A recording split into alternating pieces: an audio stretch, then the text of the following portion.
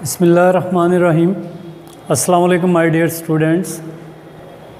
I am Babar Hussain, your Understand Communicate English teacher. Today our topic is lesson number 1.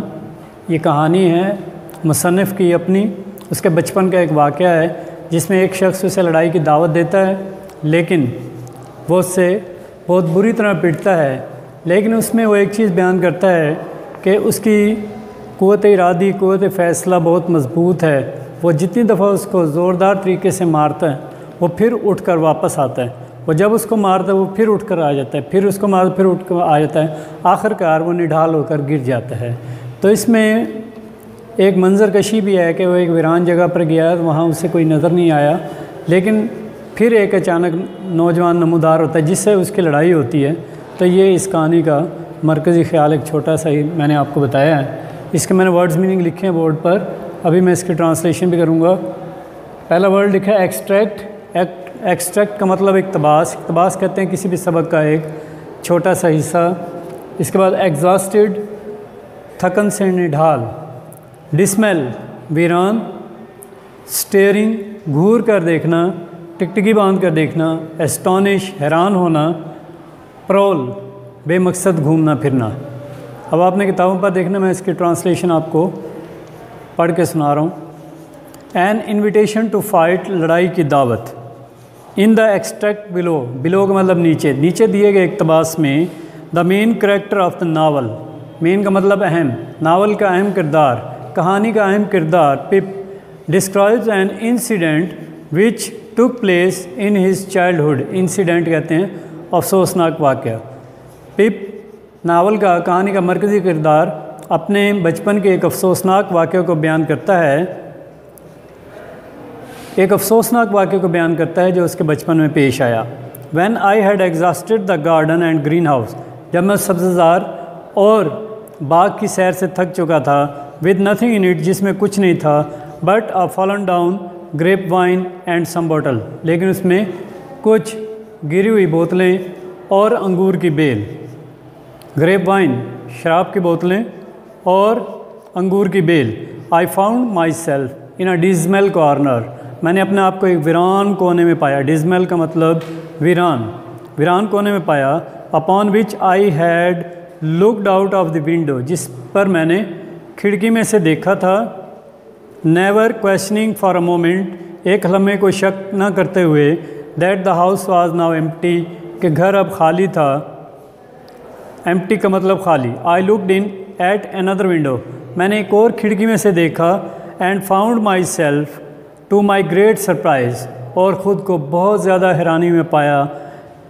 Exchanging a broad stare with a pale young gentleman with red eyelids and light hair, और एक हल्के बालों वाले और सुर्ख पपोटों वाले नौजवान, जर्द नौजवान को अपनी तरफ इंतहाई टिकटिकी बांध कर देखते हुए पाया। The pale young gentleman quickly disappeared, ये नौजवान जर्द आदमी जल्दी से गायब हो गया। एंड रीअपियर्ड, और दोबारा ज़ाहिर हुआ, दोबारा दिखाई दिया। बिसाइड मी, दोबारा मेरे साथ दिखाई दिया। He had at his books, he had been at his books, वो अपनी किताबों पर था। When I had found my self staring at him, जब मैं उसे घूर कर देख रहा था। And now I now saw that he was inky, और अब मैंने देखा कि वो स्याही से भरपूर था। Hello said he, young fellow, नौजवान दोस्त, hello. Hello being a general observation, hello एक आम मुशाहिदाती लफ्ज़ है। Which I had usually observe to be the best answered by its self, जिसका मैंने अक्सर मुशाहिदा किया कि इसका बेहतरीन जवाब ये ख़ुद ही है। आई सेड हेलो, मैंने कहा hello. Politely omitting young fellow, नरमी से नौजवान दोस्त को मैंने भी हेलो कहा। हु लेट यू इन, तुम्हें अंदर किसने आने दिया। हु लेट यू इन, तुम्हें अंदर किसने आने दिया, या तुम्हें अंदर आने की इजाज़त किसने दी। मिस एस्टेला, मिस एस्टेला ने।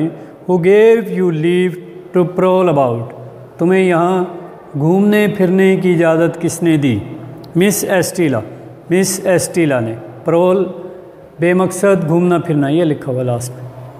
कम एंड फाइट, आओ और लड़ाई करो। Said the pale young gentleman, नौजवान जर्द आदमी ने कहा। Come and fight, what could I do but follow him, मैं उसकी बात मानने के अलावा क्या कर सकता था।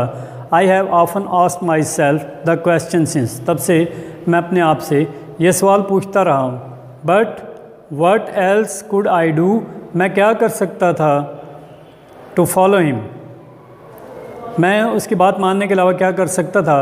But what could else I do, मैं और क्या कर सकता था। His manner was so final, उसका अंदाज़, मैनर का मतलब अंदाज़, उसका अंदाज़ फैसला कुन था। And I was so astonished, और मैं बहुत हैरान था। एस्टोनिश का मतलब हैरान होना। I followed him where he led, मैं उसके पीछे चलता गया जहाँ वो मुझे ले गया। As if I had been under a spell, जैसे मैं किसी जादू के असर में था। यहाँ तक ये आपके लेक्चर में था, मैंने ट्रांसलेशन आपको बताई है, और वर्ड्स मीनिंग भी बोर्ड पर लिखें।